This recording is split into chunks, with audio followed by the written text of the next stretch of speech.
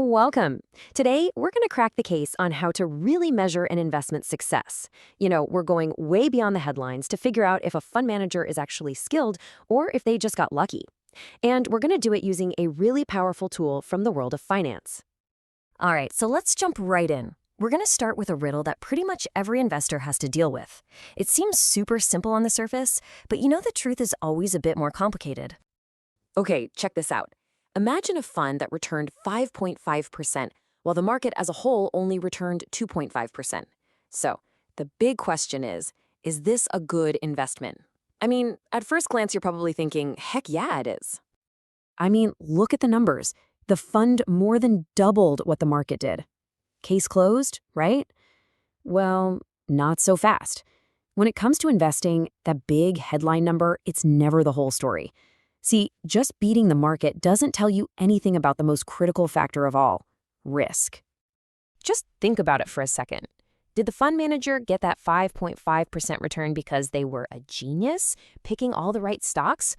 Or did they just take on a huge hidden amount of risk that, just happened to pay off this time? If you want to be a smart investor, you've got to have a tool that can tell you the difference. And that brings us to the main tool in our detective kit. See, to figure out if a return is actually as good as it looks, we need a baseline.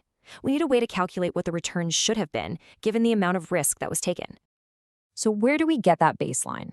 Well, it comes from a really foundational idea in finance called the Capital Asset Pricing Model, or CAPM for short. This formula basically gives us the expected return for any investment. It does this by looking at the risk-free rate, what you could get from a super safe investment, and the investment's volatility compared to the market. We call that its beta. And this is where our investigation really gets interesting. Jensen's alpha is the name of our tool. And what it does is measure the gap, the difference between what a fund actually returned and what the CAPM formula said it should have returned. It's the performance that you just can't explain away by saying, oh, the market went up. Now, this formula might look kind of simple, but trust me, it's incredibly powerful. What it does is it strips away all the noise from the broader market's ups and downs. It lets us isolate the fund manager's real contribution. It's the thing that tells us, plain and simple, whether the manager actually added any value. And the best part? Figuring out what it means is super easy. If you get a positive alpha, it means the manager generated extra returns above and beyond what was expected for the risk. That's a sign of real skill. But if you get a negative alpha, well, that means they took on risk and didn't even get the return they should have. Not good. Okay, enough theory. Let's put this tool to work. We're going back to our first case, Fund A, to see what the numbers really have to say. All right, here's all the evidence we have on file from our source material. We've got the fund's actual return, the risk-free rate, the market's return, and the most important clue of all, Fund A's beta. Remember, that's our measure of its riskiness compared to the market.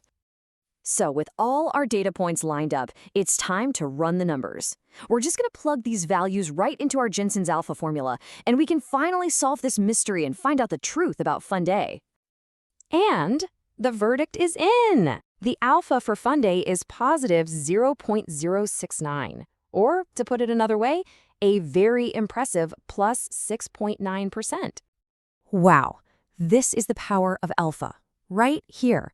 Our first impression, just looking at the raw return, totally wrong. It turns out Fund A wasn't just a good investment, it was an excellent one. That manager delivered way more return than you'd expect for the pretty low amount of risk they took. Now that is skill. Okay, so we've cracked the case on Fund A. Now let's bring in the rest of the lineup. We're going to run the same analysis for two other funds, Fund B and Fund C, and see how they compare. So when we run the numbers, a totally different story pops up. Both Fund B actually have a negative alpha. What does that mean? It means once you account for the risk they took, they failed. They didn't even deliver the returns they were supposed to. Basically, they underperformed. And hey, take a look at the market's alpha. It's 0. And that makes perfect sense, right? The market is our benchmark. It can't beat itself, and it can't lose to itself. It just is. It's the baseline that everything else is measured against. All right, let's pull everything together for the grand finale. Our source material actually gives us results for a couple of other performance measures too, so we can get the full picture and see who the real winner is. Okay, here's the complete scorecard. You can see our Jensen's alpha results right there. But we also have the Sharpe ratio. That looks at return versus all risk. And the trainer ratio, which is a bit like Jensen's and looks at return versus just market risk. And check this out.